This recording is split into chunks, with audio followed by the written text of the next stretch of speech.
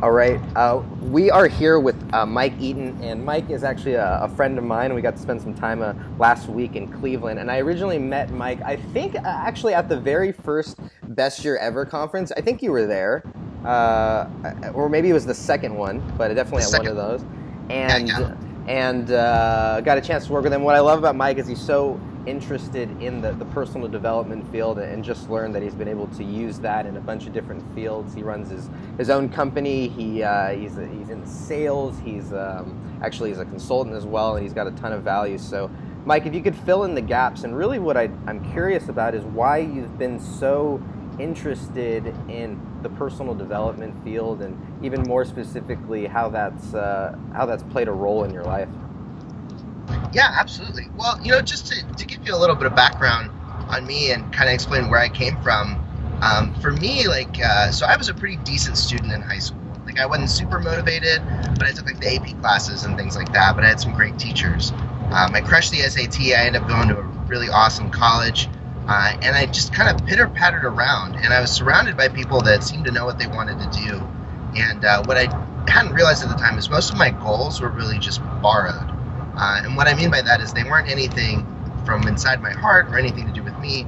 They were goals that sounded good on paper and that I had borrowed from people around me to sound good more than to feel good. So I dropped out of college after my freshman year and came back home and got into working right away. And so that was what I did for a while. And I didn't have like the sensation that I was living life, and more that I was just surviving it. And so that's when I found an interest in personal development, because that's what really turned the corner for me. So that was kind of what I started to, and getting to go from not knowing what I want in life to getting to spend my time doing the things that I want to do most has been all thanks to the work I've done on myself. What about, like, borrowed goals is a really interesting thing, and I've never heard it articulated that way. But I think that we, like, our generation, we had a very specific track that was given to us. It was like, you go to school, you get good grades, you study for the SAT, you go to college, and then at the end was this fulfillment, and at the end was this prosperity. And I don't think that's a reality. And I think once people realize that, they didn't have their own goals. So can you talk a little bit about maybe what that was like, or kind of what that process of changing and finding your own goals kind of was like? Sure, absolutely.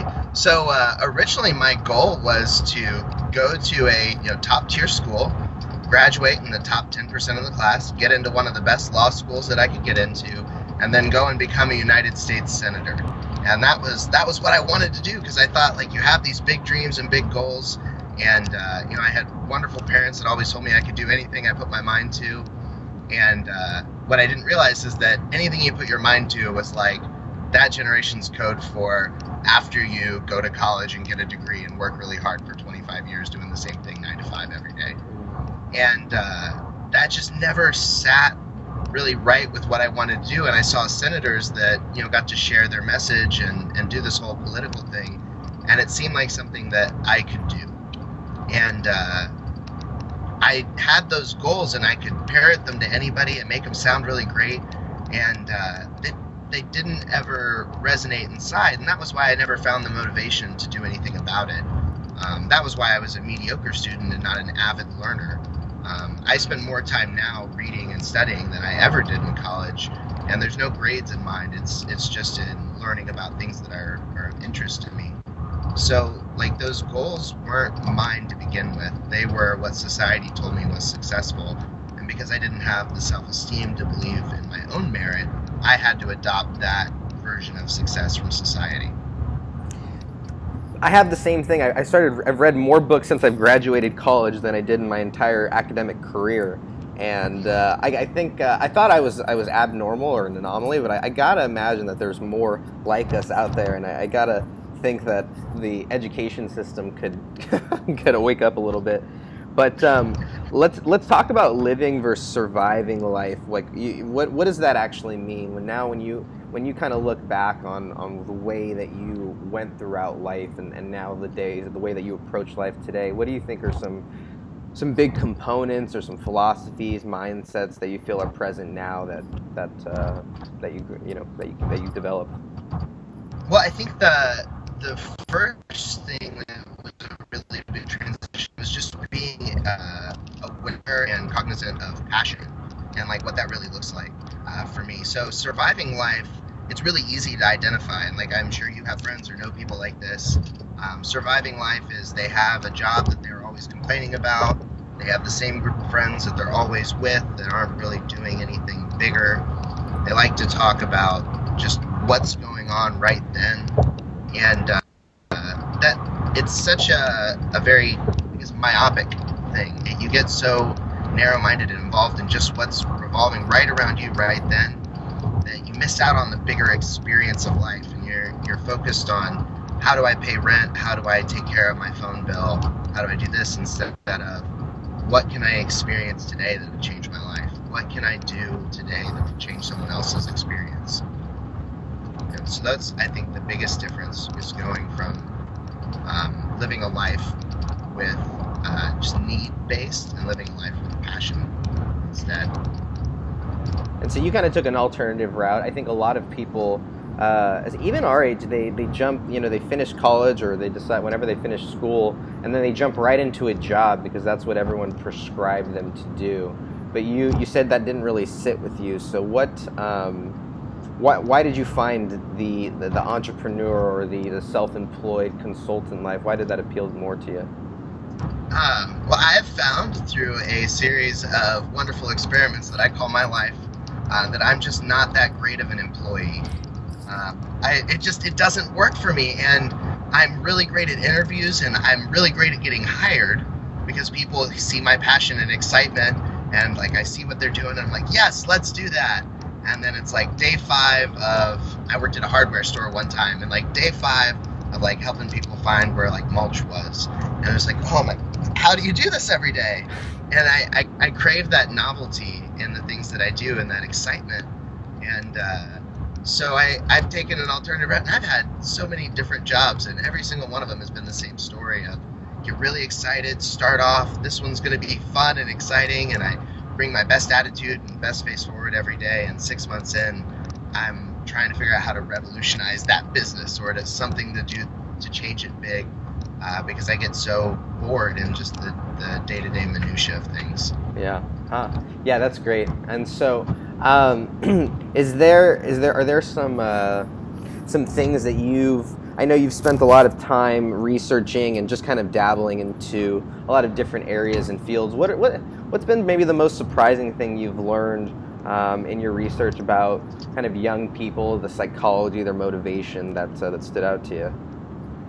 Ooh, that's so many good answers to that question. So I was thinking about this the other day, and I had done some research into neuroscience. And so there's this part of your brain called the Broca's area, and it's responsible for anticipation. So when someone's like when you're listening to a song that you've heard before, and you know the lyrics are going to come up. So even if you listen to an acoustic version of that song, you would know the next word, not just from remembering the song, but your brain would literally anticipate it. And so that's the same part of your brain when you're listening to somebody and they're not very engaging or entertaining, that you zone out. You're like, I can already figure out what you're going to say. Your brain fills in that and decides that it's not interesting or new. And one of the things that I was reading about was just the sheer, and I don't want to quote any numbers because I'm not remembering them off the top of my head, but just the sheer mass of content that people see now because of how much they're spending time on Facebook, the internet, places like Reddit, all of the learning that we're doing independently, the billboards, I mean, just everywhere. There's so much going on in media, and we're so absorbed with content that part of our brain is just so desperate for novelty in a lot of things. And I think that's a problem that a lot of millennials face, and don't really understand why, but they're bored of things that seem to excite regular people. And it's like our whole generation was basically diagnosed ADD. And I don't think it was ADD, it's just we wanted something bigger and better than what was already available. So do you think, I gotta imagine that some of the things that are happening in technology and the world and communication is creating a new kind of landscape for us young people. Is there anything like that you feel we need to do differently than previous generations in order to succeed, in order to have fulfillment at the highest level? You really do. I think that like the biggest shift, we listened to Jeff Hoffman last week, and he was sharing all of that wisdom. And one of the biggest things that I just like instantly admired him for was the way that he talked about his employees, and all of his financial success was incredible, and all these amazing numbers that he put up that are mind-boggling. But the thing he was most proud of is never having an employee quit. And I think that kind of success only comes from that ability to value other people. And I think that that's the priority that our generation really needs to take on. It's just that true empathy for everyone's situation. And like we've done a lot in social awareness, and the way that we've been a very progressive generation, and the things that we've done to break down walls and barriers in the world that have been there for generation after generation. We're the generation that's doing something bigger and different. So there's already heart there for it. And I think a lot of us have gotten very disillusioned and angry. And so I think reminding ourselves that it's really just about the people, and that we're all just people trying to be happy, and that no one would ever choose to be unhappy if they knew the choice was theirs, and keeping that in mind, and not just walking a mile in their shoes, but allowing yourself to walk a mile in their heart. Like that's I think the message we need to get out there. So why isn't it easier? Why do I look around and I see the vast majority, the masses not investing in themselves? Like, it seems like such an easy decision, or such an easy choice to make, at least for me, but it doesn't seem like the sexy thing to do with our generation. So why do you think that hasn't hit a critical mass yet? I think there's two answers to that, and the first one I think comes from the idea that human beings crave simplicity, but we thrive in difficulty and complexity. So like we've learned more and more from people like Stephen Kotler about like flow states and being completely tuned in and in that zone. And that all comes from like difficulty and having our skill set perfectly matched with the task at hand. But if you think about like what your most innate desires are, you want to sit on the couch and watch TV, or you want to eat crappy food because it's right there and available. Like you want simplicity, you want just easiest thing, but what really gives you lasting happiness is the hard thing. So I think that's the first part of it. And I think the second part also is I totally lost where I was going with that. I had a second part. Oh, the second part was the way that we use our confirmation bias.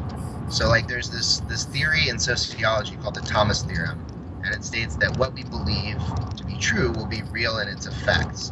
And so like a lot of that really just goes into positive psychology. There's a lot of great examples of cultures that believe something as a whole, and so that manifests in the culture completely independent of anything that would actually cause that phenomenon to happen. So if you look at that as a mindset, and you look at the confirmation bias and say that we tend to find things that agree with the point of view that we already have, there's a ton of people out there, and they already believe that self-help and motivation is nonsense. It's temporary, it's effervescent, it's not something that can really make a difference in their life. So they believe that, so it's true in its effects. When they try things, they're not getting a lot out of it. And when they go to research things, their confirmation bias only picks up on the stuff and remembers the stuff that confirms what they already think. So it's just this dangerous circle that they get into, where you believe that it doesn't work, you find evidence that it doesn't work, and then it doesn't work in your life. So everything that you already believed has become true, but it never had a shot in the first place. You know what I mean? Yeah, totally. Because I think, people have that. I think it's a static mindset. Carol Dweck's book, like, really, I think there's people who are in a growth mindset. They're open to that, and people who are in that static mindset, they're not open to receive those resources. Kind of like what Jeff Stewie was talking about the other week. So, So what can we do, Mike? Like, you spent some time in the personal development world. What are some real life strategies, like what the fuck can we do to actually navigate this world a little bit better? God, that's that's the question, like, we're all asking, right? Like, what the fuck do we do? I think so. the thing that I found in my life, and I can only speak for me because I know what works for me and I've seen what works for other people, and I know that when they try some of the things, it works for them. Morning routine, like just having a morning routine. The Miracle Morning was the point where everything changed exponentially for me. I went through an emotional intelligence training program before that, and that cracked the hard shell that I had built around my heart, but it didn't really set me up to explode growth and take my time back into my own hands and do things my way. And that was what the Miracle Morning started me on the path of. So that book is a must read. It's definitely something to do in your daily practice. And another concept that I came across that has been really monumental for me is the idea of no more 0 days. No more 0 days literally means just that. No more days where you do nothing positive. And so you have to be either reading, exercising, or doing something to progress yourself forward in some way, shape, or form every single day. Because life is a series of ups and downs, and it's not always cheery, positive, fun, wonderful stuff. Sometimes it's really hard, and that's fine. That's what makes the good times so great. But even when things are the most difficult, putting just a little bit of the effort that you have into yourself will make all the difference. And so what are some things when you when you find yourself up against a 0 day or a nothing day, what are some basic things that you like to do just to make sure you stay positive? You mentioned exercising or reading. What are some things that you find you go back to often? One of those things is writing comedy. I'll listen to like 30 minutes of stand-up, and then I'll just think about the last week that I've had and try and find something funny from each of those stories. Like just some little nugget of happiness and joy to remember that I can, share at a party later, or something that'll be great to tell other people, just because it highlights the ridiculous nature of life. So not taking stuff too seriously. And then podcasts. Podcasts are like just my go-to when I want to shift my mindset and I can't get anything else to work. I hit that little purple app on my front page of my phone, throw on some headphones, and just let everything else go to rest. Which ones are at the top of your subscription list? Oh man, I've got Achieve Your Goals with Hal on there. Art of Charm is on there right now. Business Revolution with Stephen Christopher. Millionaire Mindcast from Maddie A. and Tim Ferriss Show. Nice. Always. I love it. Okay. Can you think about? We'll kind of shift a little bit, and I'll throw some questions at you that you can go into as much detail or as little detail as you like. I'm actually curious though. You've done a lot of reading, and you've done a lot of. I'm fascinated by your different interests. What's been the most surprising or interesting thing you've read in the last week or so? Most surprising or interesting thing I've read. So I was listening to a book by a guy named Tim Kreider called We Learn Nothing, and he is a masterful storyteller. And I'm sorry if the rain's getting real loud here, but so he's a masterful storyteller. And one of the characters in one of the stories talks about the idea of peak oil. And peak oil is just the idea, and the way he explains it is you're at a party, you have a 6-pack of beer, 4 of the 6 beers are gone, and it's after closing. So that is our situation with oil. And so he's talking about how much of an impact that will have on the food economy, because so much of our food is dependent on petroleum-based transport and packaging and everything there, and the kind of die-off that would lead to. And so it's a very kind of out there, weird topic, but it brings up a lot of really cool points about conservation. And so that's been like the most surprising thing that I've learned, for sure. Yeah, the interconnectedness that's going on is crazy. That's awesome. What's been? Do you have a favorite YouTube video that you come back to and watch often or recommend? Do you have a favorite YouTube video? Yeah, Anise Smoke Johnny, for those who still ride in planes. Say that one more time. Is Anise Smoke Johnny, and I know this is what I type into YouTube, so it might not be the exact title, but it's for those who still ride in planes, I believe. And it's a piece of poetry, and it's spoken word poetry, and it always brings a tear to my eye and recenters me, because it's him basically speaking to a young boy on a bus, but that young boy on a bus to me is really our generation. I just found it. I love it. Okay, I'm gonna have to take a watch of that. If you could instill one skill or one habit into our generation that you feel would make the biggest impact and the biggest significance, what skill or habit do you think that would be? I would say serve like it's a job. When you have the opportunity to volunteer or help someone else, and any opportunity that you get, just serve like it's your job. I mean, when you go in and you've got whatever you do as a job or profession, like you put your heart and soul into that, and when you have the opportunity to serve others, like treat it the exact same way. Like if there's this is something that I try and practice as often as I can, but there's a little stretch of road right by my house that cars tend to like break down in, and it's this big hill, so it sucks for them to like cause all this traffic. And so like there's been probably 4 times this year where I get out and I help someone push their car up the hill because it's the right thing to do. And just like having the mindset of serving like it's your job is I think the one way to get way out of self and just tap back into that essential goodness that is humankind.